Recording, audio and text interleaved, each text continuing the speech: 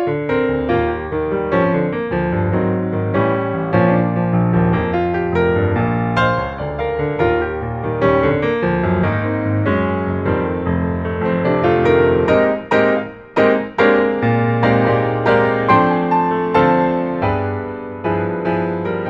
work schedules, you know, just checking in like you all have already to let me know of any schedule changes that need to happen.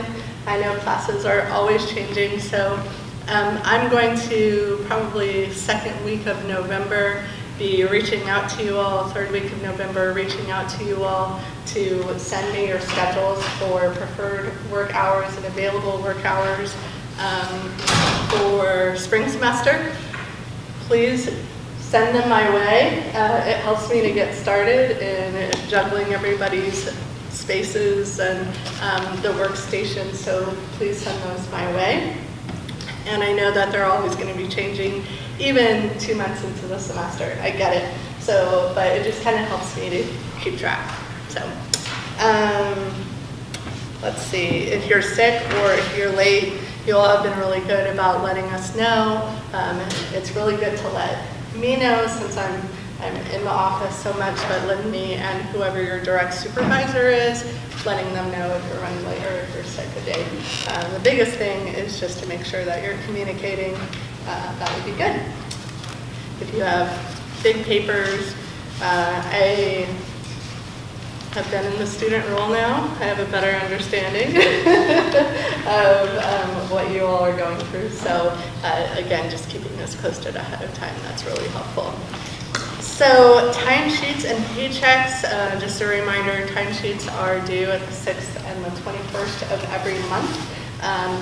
One big thing is that if you submit your hours, making sure you're submitting your hours before the 6th or on the 6th or the 21st. If you submit hours after that day, you have to tell your supervisor because we go in and approve the next day. And if we approve your hours before, or if we approve your hours and then you submit new hours, then we have to know that we need to reapprove some of those hours, otherwise you might miss out. So just putting that out there, make sure you get reminders from me about submitting your hours, make sure you follow that, put it in your day book or whatever. It's important to submit the hours 6th and the 21st of every month. And then you get paid on the 15th and the last day of the month.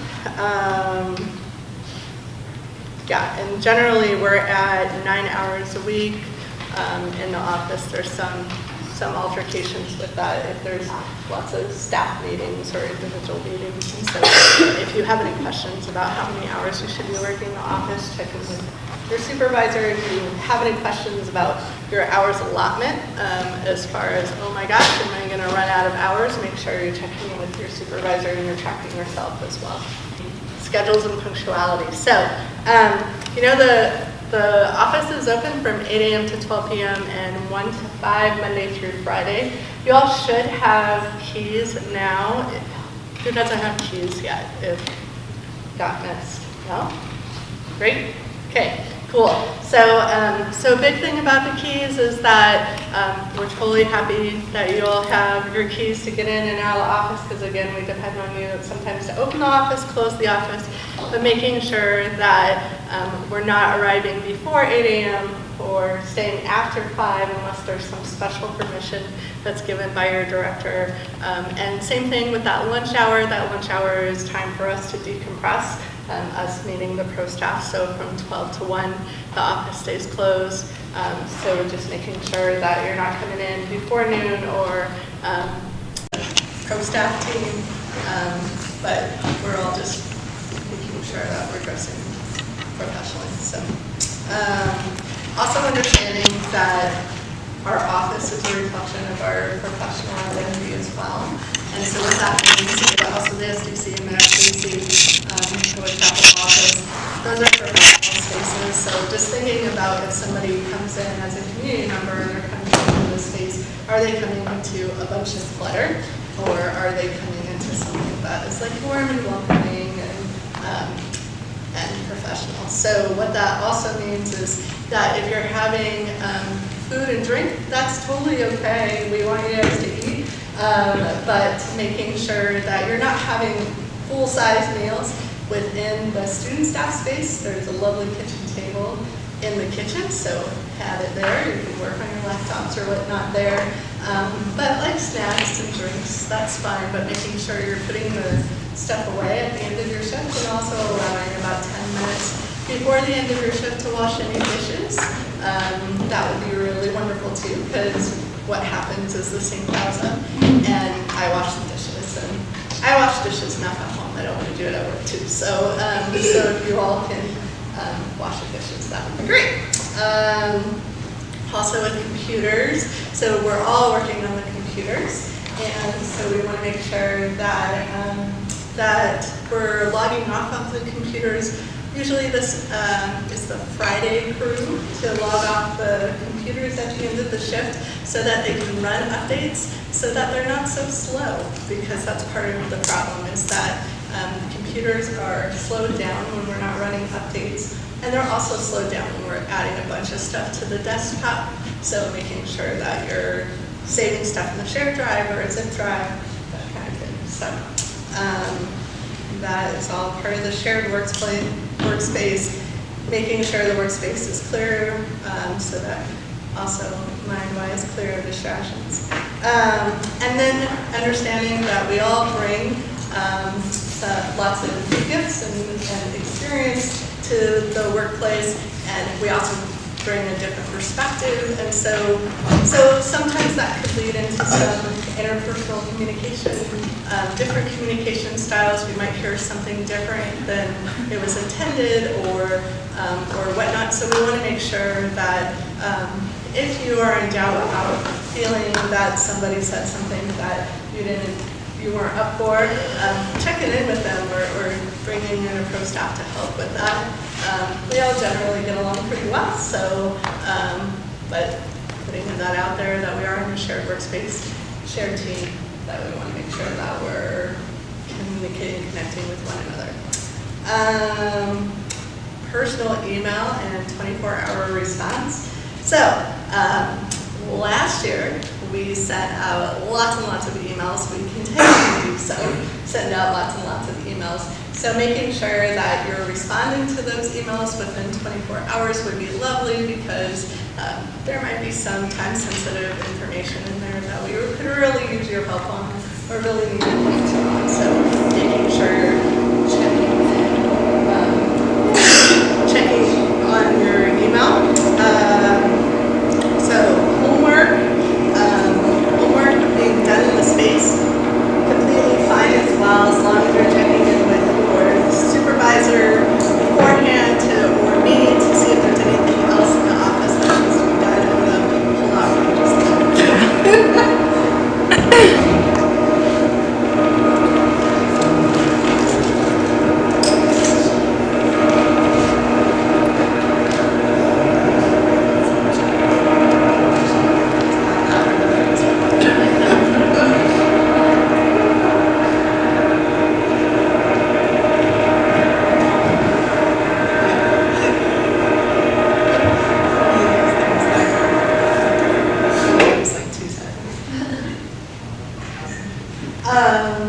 Okay, so yeah, so sometimes there's some slow times that happen in your shifts.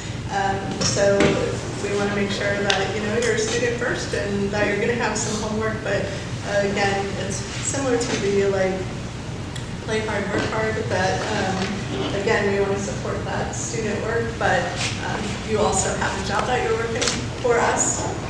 So check in with us if there's nothing to do, check in with me, check in with one of the pro staff, see if there's anything else that we need, and we may, of course, do some homework, but just keep an ear out.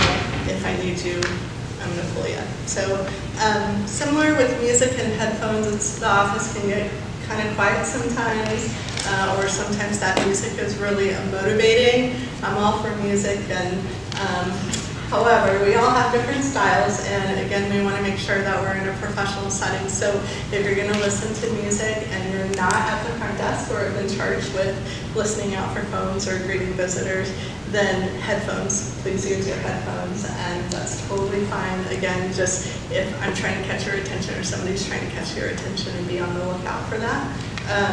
But yeah, wearing headphones is fine. And at Q's request, this is new for you. Yes, I saw those. We have headphones in the office now, 2 sets. So if you want to check out headphones, then let me know. You can check out that equipment. So, cell phones and texting. So texting every now and again in the office, totally fine. You'll see that pro staff does a lot of texting. That's how we communicate as well. But answering personal phone calls, that can be done outside and not frequently. So we want to make sure, again, professional setting, so taking any phone calls outside and not making that a pattern. Conversations Grandma wants to hear. So if you're, we're all friends and chatting, and sometimes the conversation may get a little more personal, or you feel emotional or whatever. Just again, making sure that you understand the space that we're in. So no swearing.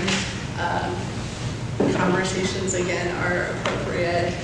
Also being mindful that we have a number of students who come into our spaces that are visiting with Dave or visiting with you or Skylar, who have some emotional experiences that they need to talk through.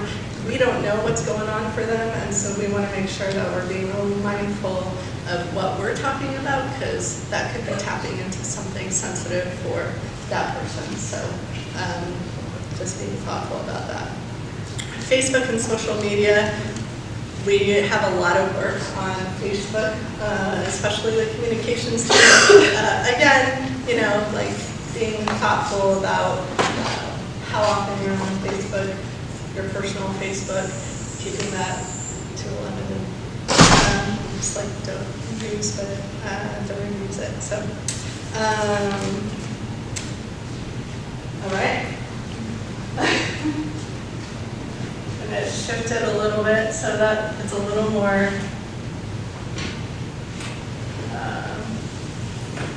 a little less me talking and some visual.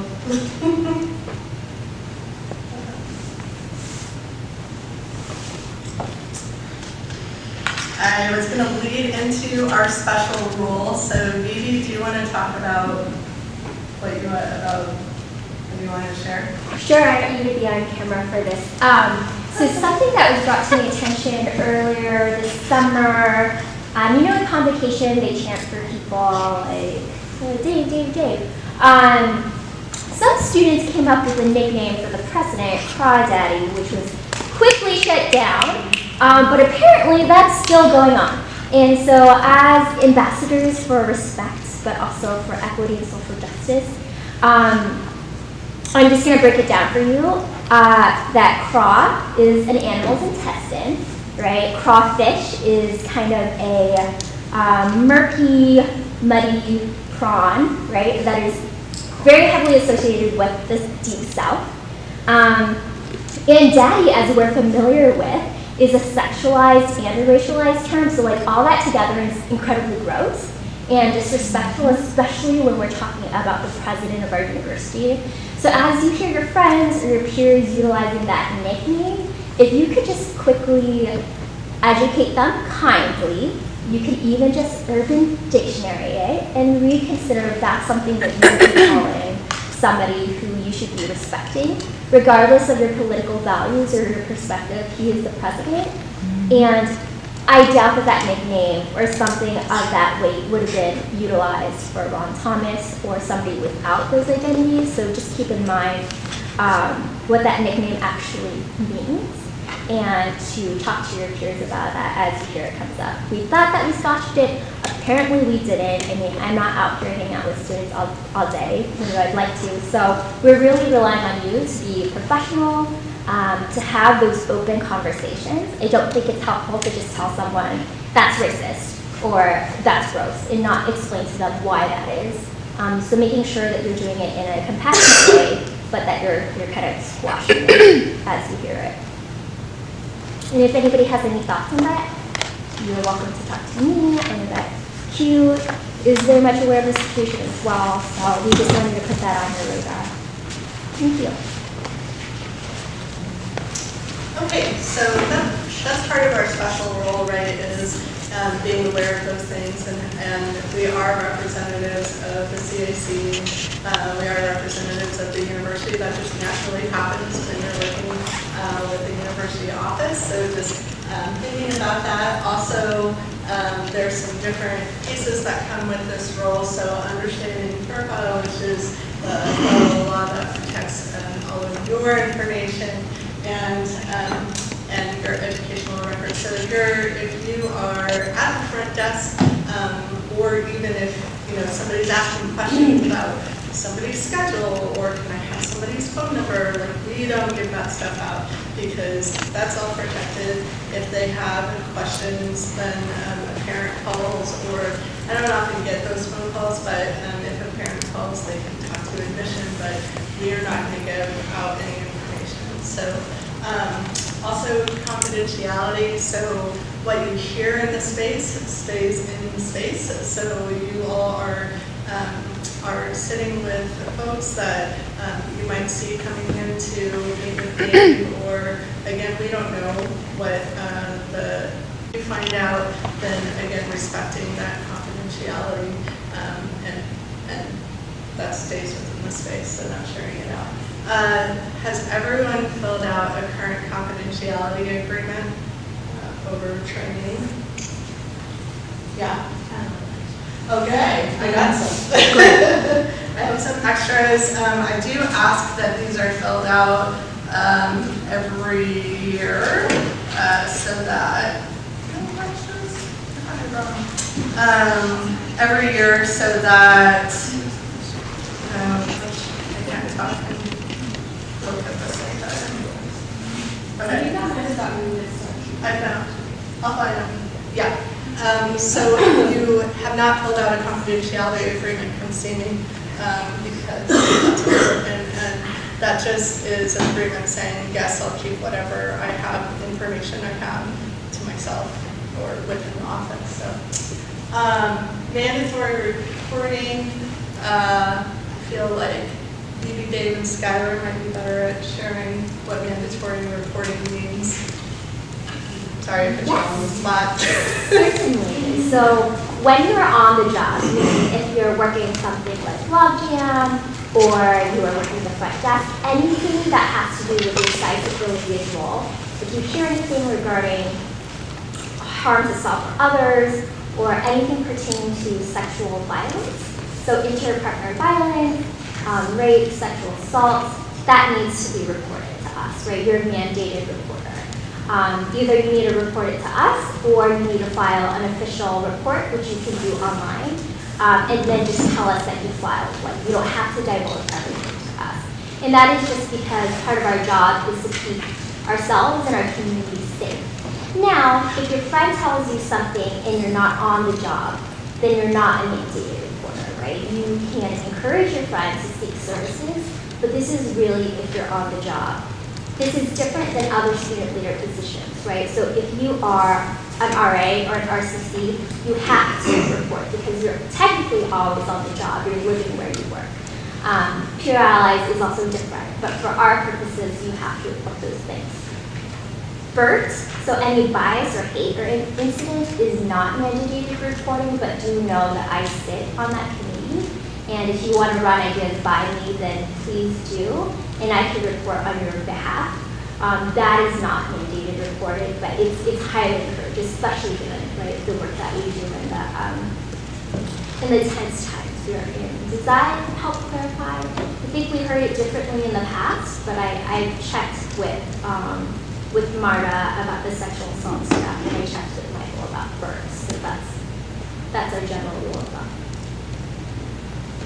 And that also goes for, again, when I mean harm to self or others, suicidal ideation, suicidal behavior, so self-harm includes like cutting, and then any plans or intent obviously also counts. Like Dave, you want to understand that? Just to expand on a couple of things. So definitely, again, many of those kind of conversations happen when you're not on the clock or in your leadership role. And all these things, like you said, are really when you're in your leadership role within concise. That said, I will also note, and some of you know this, some of you have asked about it, because of my status at the university, I'm one of our few, along with the child's counseling staff, completely confidential sources with the very, very small, limited legal things.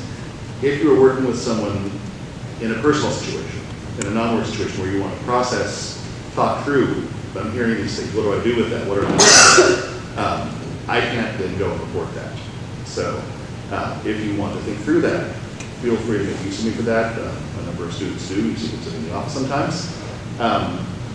Faculty and staff do as well. So if that's helpful to you in thinking through, I'm concerned, my friend, is this something I should report, or I think this person's in an unhealthy relationship. Let's talk about that. That's stuff that I can talk with you about, or with anybody you want to send to me, without it having to go someplace. And I'm more than happy to do that. That's part of what people do. So. Maybe speaking for myself, if you choose to share something with me, I will always say, before you move further, know that I have to report whatever you tell me. So you can tell me as little or as much as you'd like.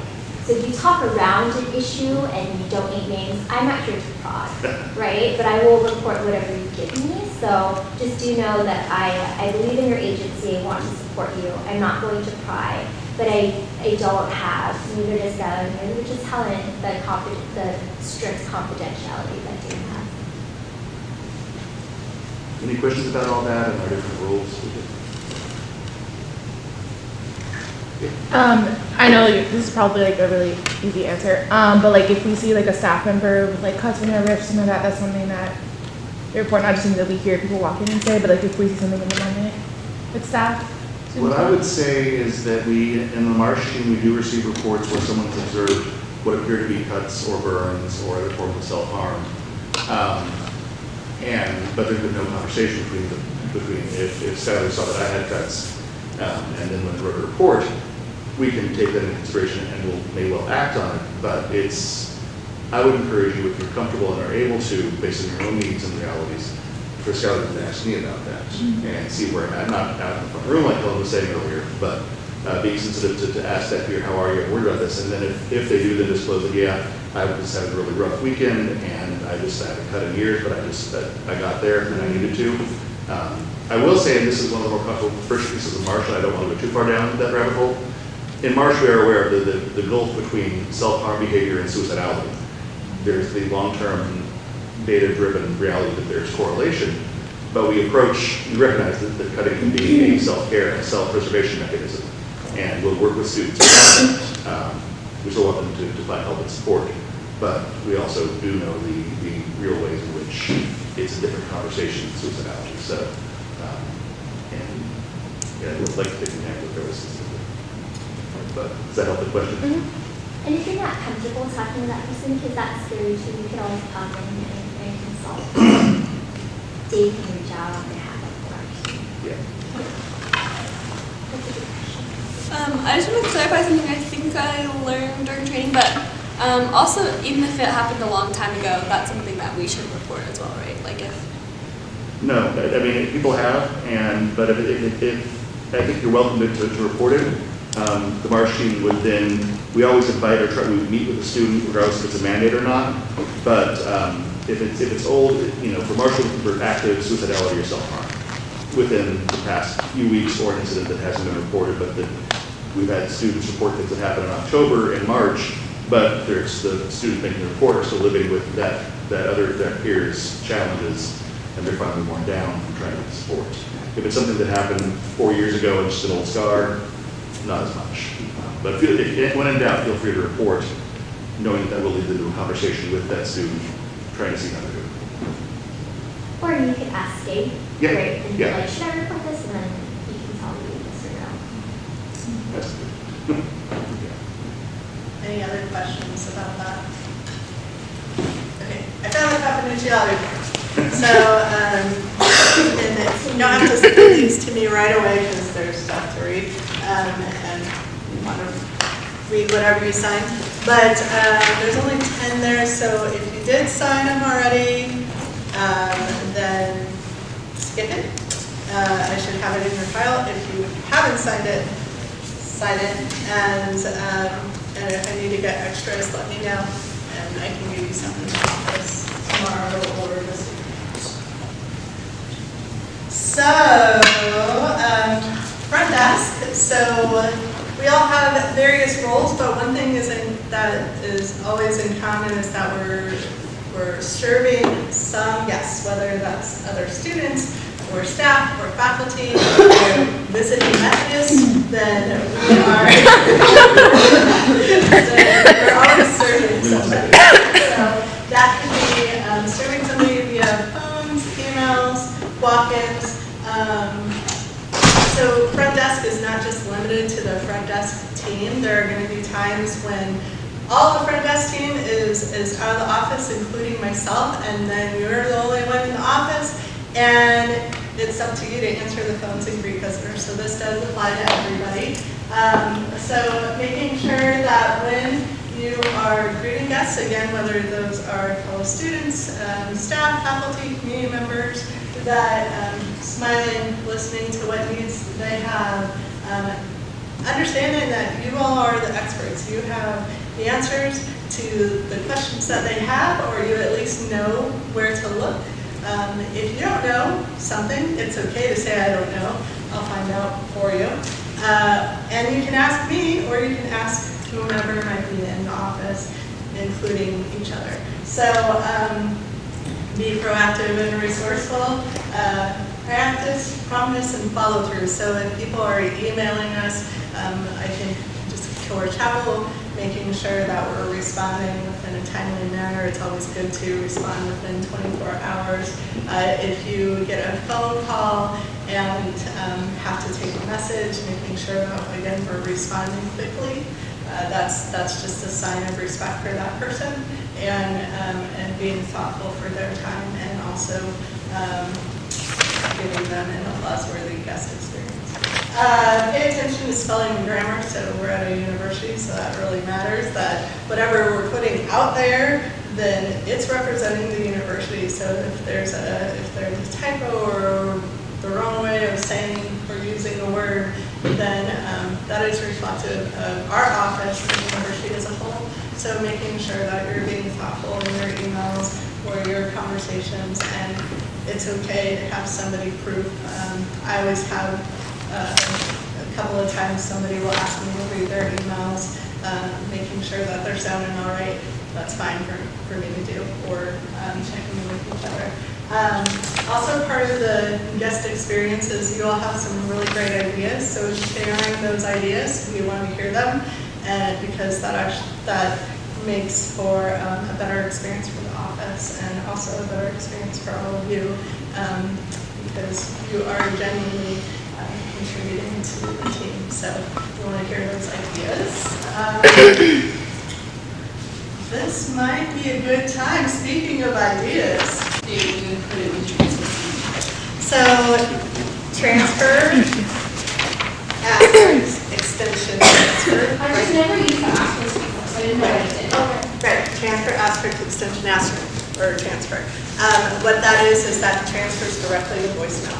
So somebody, Skylar, you know that she's in a meeting or she's out of the office, then you don't have to waste that person's time and letting it ring 5 times. You can just transfer directly to voicemail. So, yeah. If you have any questions, everyone in the video is experts. That's They're right. experts now, so feel free to ask them or myself, or Carrie's really good at transferring phones too. All those things. Okay. So, and there will be more fun job aids coming. So, and more videos. Thanks, Q. No problem.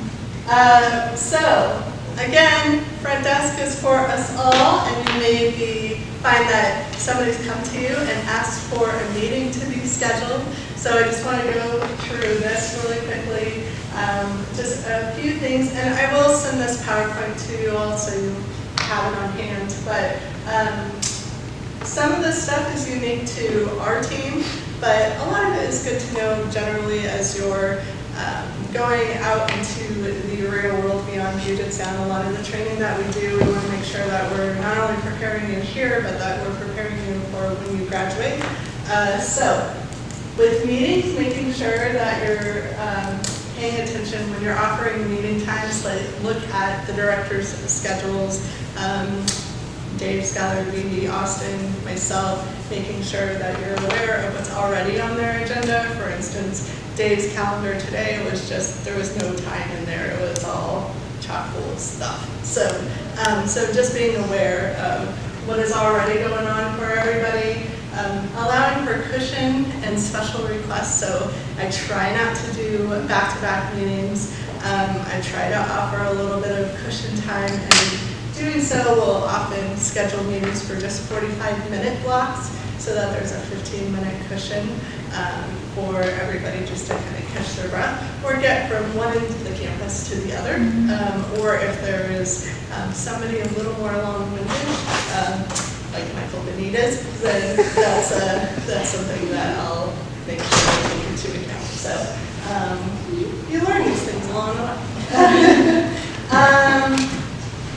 Meeting times between 9 a.m. and 12 p.m., 1 to 5, 8 a.m. You all don't like to be up at 8 a.m. Directors don't like to either. So making sure that if 8 a.m. is the only time and you can't find a new check in with me, or make sure you're checking in with whoever you're scheduling that 8 a.m. meeting for, see if it's okay. There's also different codes, and this is part of the unique to our team caveat, is that there's different codes that each director uses. So DNS, hold, note days, those are all code for do not schedule. So now you know how to read their calendars. I don't think there's any other language that I've noticed. So. Yeah, just for me, I have a dog that I let out at lunch, so just making sure that you don't schedule over lunch if you can, and if not, that there's a cushion after or before lunch so that can be done. Yeah, that's really important for BB, and I would say lunch is off limits as well. That's a, I don't know why I put that there, but lunch is off limits as well. It's do not schedule, so that if they all want to schedule a meeting during their lunchtime, that's fully up to them, but I don't unless I check in with them first, and I do that very rarely. So when scheduling 45 minutes, allowing 15-minute cushion time, something that trying to start this so that as part of quick reference, putting in the Outlook body, and I'm still getting used to this habit, so this is really new, but putting in the Outlook body, of course, like what the meeting is about. If you know, some meetings will come in and the student doesn't want to tell you what the meeting's about, that's okay. So if you get that sense, that's something that you just have to kind of tap into your spidey sense. But if you get that sense, then just student's name is fine, and letting the director know that you're meeting with the student. And that it might be a specific meeting. So initials and today's date in the Outlook body. So again, there's a reference, contact information if it's somebody who's off campus, so that if somebody is sick or a cancellation needs to happen, then we have that contact information. That's really important. And then making sure to send a confirmation to all the parties that are being scheduled. And it's great to send the Outlook meeting invites. Sometimes you all will get like 2 different invites from me, a meeting invite and an email. That's because not everybody either has Outlook or uses their Outlook or knows the meeting invites also not in the email to the parties as well, so that it is completely confirmed that you have a meeting scheduled with somebody. So that is scheduling meetings. When the guest arrives, so you're at the front desk and somebody comes and says that they have a meeting scheduled with Skylar, making sure that you're checking to see what time that person is scheduled for. A lot of people will arrive early, which is totally fine, but we want to make sure that the other person's ready for that person. And that everybody's on the same page. Oftentimes I will have somebody who will come in and say, I have a meeting with Dave, and it's a Tuesday, and it actually is Thursday they have the meeting scheduled. Or I have somebody who comes in and has a meeting with BB, what they think at 3 o'clock, when actually it's at 4 o'clock. So making sure that you're checking that schedule first, and then checking in with the director to see if they're ready for that person, and then you can go back and invite that person to whoever's office. So again, that's just kind of the standard in offices generally. So any questions about meeting scheduling? Okay. Okay, so we talked about the microlearning and the job aids. We also have this fun social media campaign that, Skylar, do you want to talk about?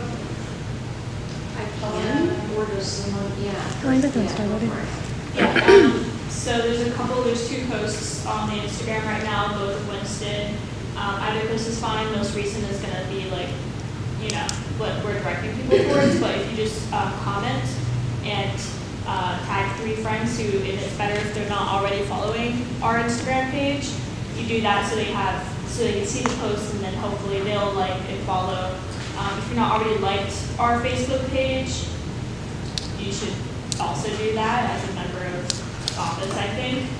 If you have Facebook, if you don't have any social media, don't worry about it, it's not your problem. But we're just trying to encourage or develop a stronger followership on Instagram and Facebook. And we'll distribute stickers, right? It's not all on us. Yep. Yes, so if you are on this staff and you do this, we will give you one of the new cool stickers. They're really cool. Yeah, that have not I have been one on my released. laptop if you peep it. Yeah, if From in the summer. They're not revealed. no, so if Yeah. you want that cool sticker, Yeah. tag some friends on that social media post. Yeah. Awesome. So Wednesdays at 6, as we're know that as part of the requirement of working at the CIC, not everybody's able to make a Wednesdays at 6 because of class or whatnot. So we've come up with an alternative, which is the reflection paragraphs. So writing the reflection paragraphs means that you're writing a paragraph. How did this impact you, this event, or others, and what new things did you learn, are a couple of prompts that you can use. So you're not able to make a Wednesdays at 6, so then you can go to a CIC related or CIC sponsored event. If you are in doubt, check in with your supervisor. They can let you know if that's going to work, and then writing a reflection paragraph within a week of that event and sending it to me and the supervisor. I do keep track of all of that stuff, and it's been really wonderful to get those reflection paragraphs from the RPI events. That's been really informative what means something to you all. So appreciate those. Continue to keep those coming if you're not able to make Wednesdays at 6. Now, again, Wednesdays at 6 is the priority, so if you can make it, go to that, because that's supporting the rest of our team as well. But that's where those reflection paragraphs come in, and they're relatively new this year, so a new pattern. Also, student staff trainings, we're a small group tonight. We've been a small group on Tuesday nights. This is what works for most of us. So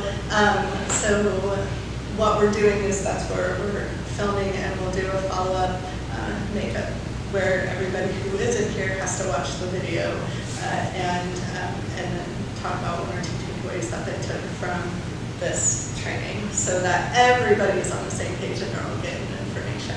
So. CIC training dates, so there's a couple more dates coming. November 27th is the all student staff CIC training, so mark that in your books. And January 20th is spring training, so that's a Sunday, so that's going to be all day.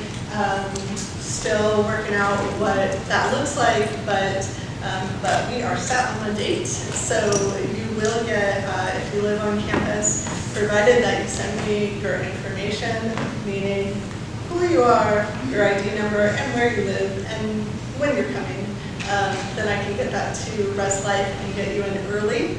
So making sure that you send that information to me, that would be awesome. Any questions about the time? So if we, sorry, this is about Wednesday. So if we go to Wednesday at 6, we don't have to write over. You do not have to write a reflective paragraph, but make sure you sign in so I can note that you were there. And Wednesdays at 6, you're attending one throughout the semester. You're attending one of each thing. So civic engagement, spiritual life, intercultural engagement. Whether you do that all in 1 month or you do it 1 month, then that's up to you. But making sure that you're signing in so you get credit for that, you're in the clear. If you're not able to make one of those, send me a paragraph and your supervisor a paragraph about a CIC related or sponsored event. Oh, okay. Does that make sense? Yeah, I just thought you meant write a reflection paragraph about the event that you did not attend. I'm like, that Wednesday's at 6, you did not attend. I'm like, what? But so we attend like an alternate SICE event, It's and an then we can, alternate, okay, yeah. cool. An alternative option. Thank you. So, yeah. Other questions about January 20th, other Wednesdays and stuff? Okay, cool. Gratitude or goodness, oh, I'm sorry, go ahead. I will let you finish. It's about the videos, so I would. Okay, gratitude Sorry. and goodness, so we haven't done this for a while, but we would like to, hold on, let me pull out the box. It's, does everybody know what gratitude and goodness is? It's the same box. It's the same box. How would we not redecorate that? It will, I redecorated it. I thought it was like. Pretty box. I love it. I think it looks great. So gratitude and goodness is our way to, we started this a couple years ago, I think, year and a half ago. 3 years. 3 years? Yep. Has it been 3 years? It was the year we were short of pro staff most of the year. Yeah. Yeah. It was It's before our BV. way, huh? Before BV. Nothing to Oh. it, just for.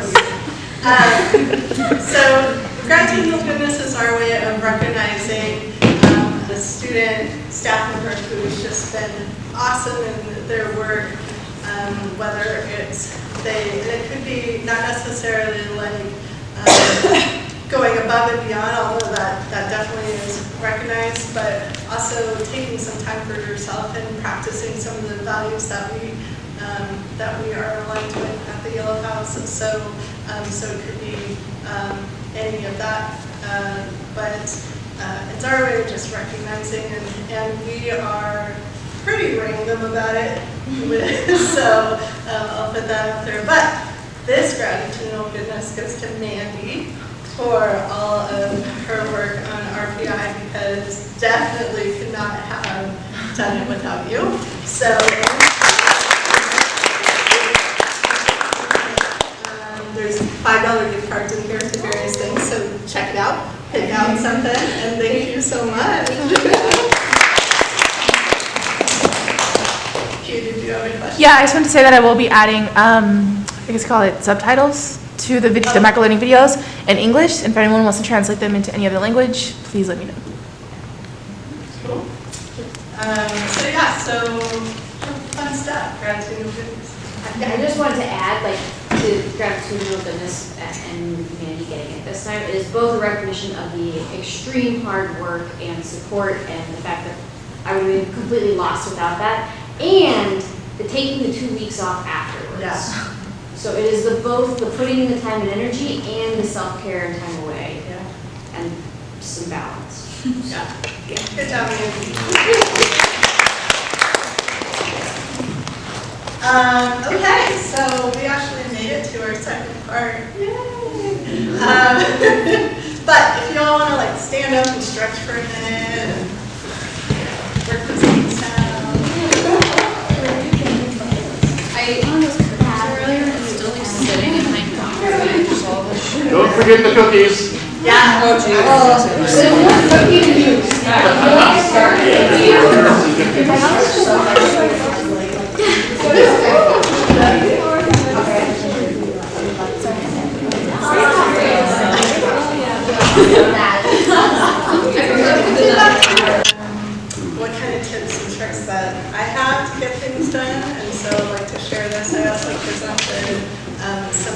information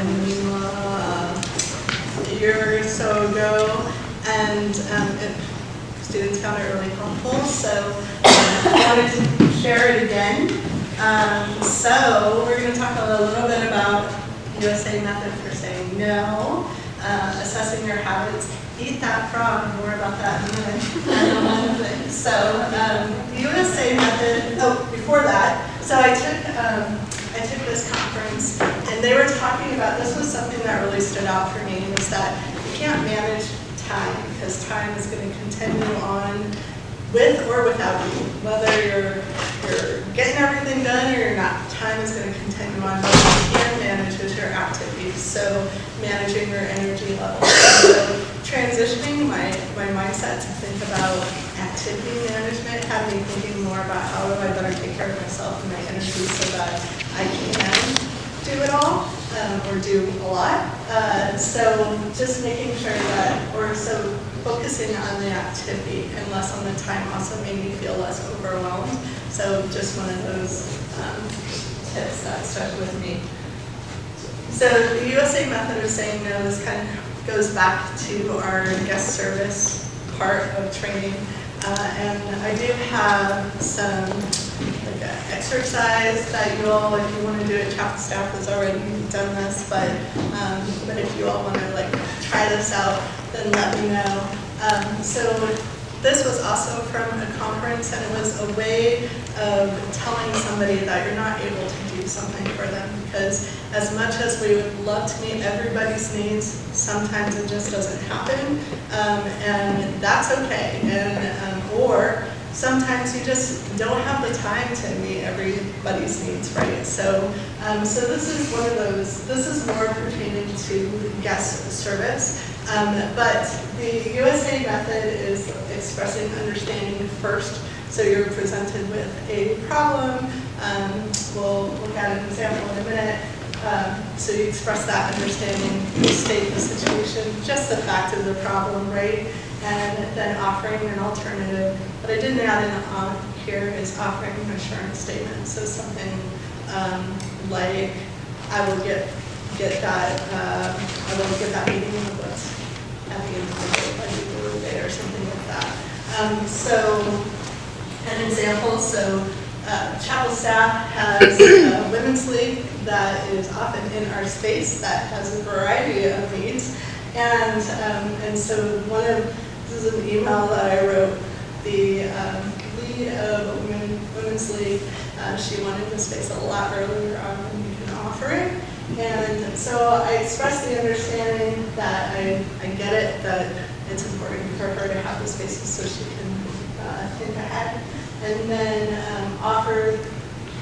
stated the situation. This is where we're at, and just the fact of it, and then offered an alternative that I'm happy to book. And my assurance statement was thanks for your understanding, and let me know if you have any questions. But again, this is an exercise, so if you all want copies of this, or you'll have it on the PowerPoint as well. It has been really helpful. I use this now.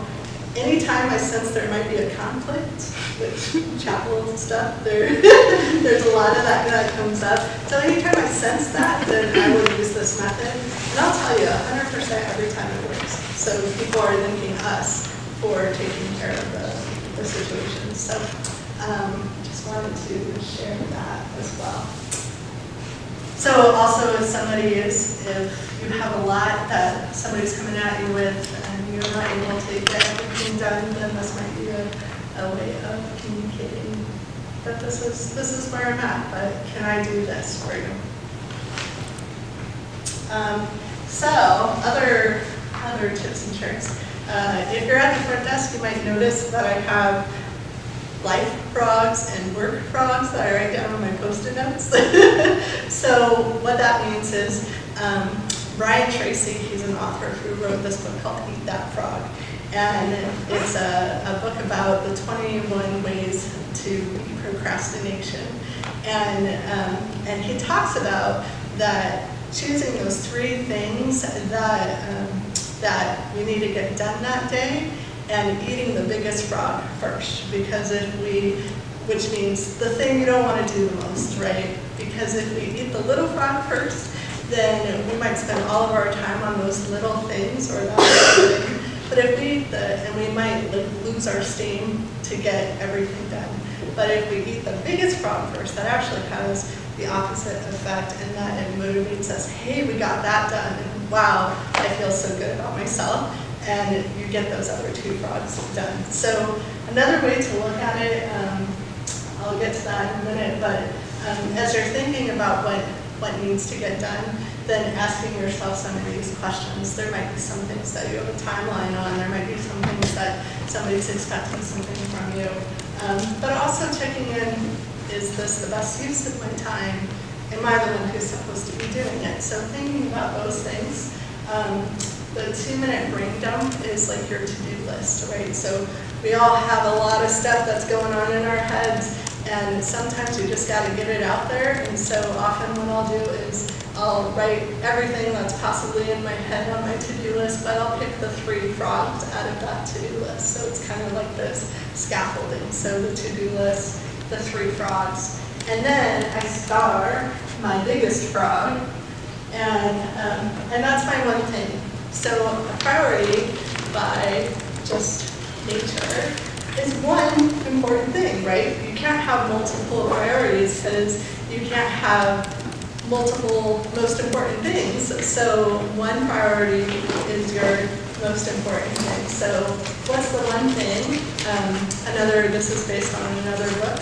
And so the one thing, but thinking about it in terms of that will actually make things easier or necessary later on. So I should have had some examples, but I think about like, well, if I meet with let's just use the USA method. I could put this off in connecting with somebody about an issue in the chapel, and then that's going to stay on my to-do list forever, or I could eat that frog, which is the biggest thing, and I can address the issue as the priority of that day. That's my one thing. And then that's going to actually relieve a lot of stress, or it might even relieve a lot of miscommunication for later on. So that's what I mean. So what's the one thing that you can do for X that everything else is unnecessary or easier? So, does that make sense?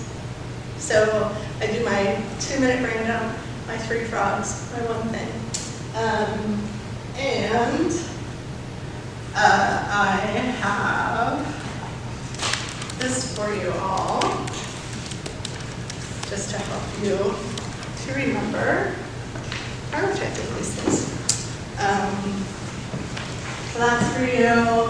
I also have some other fun productivity life hacks that I've come across, such as creating a done list instead of a to-do list. So like you have a to-do list of everything that you need to do, right? But that can sometimes be demotivating when you're looking at everything that you have to get done. Or you can create that to-do list, but in conjunction with it, have a done list. So what did you accomplish that day? And focusing on the achievements of the day as opposed to, everything else that I have to get done. So those are some of the things that are on here with some web links to learn more about that. So that's it. I talked a lot. And thank you all for listening. Skylar, Dave, Vivi, do you all have any other things to add? No, if you're interested in volunteering for the Rainbow Center's gala, that's November 3rd from 5:30 to 11. You get to wear your recycled prom clothes or your fancy clothes and volunteer at that. Then there's going to be a volunteer interest meeting this Thursday from 5 to 6 in the Social Justice Center. This Thursday? Yes. Is it like an orientation? So like by like showing up, it's like you're signing up. Yeah. There you go. And then when's the actual day? November 3rd, so that's a Saturday from 5:30 to 11. And I'll see you there.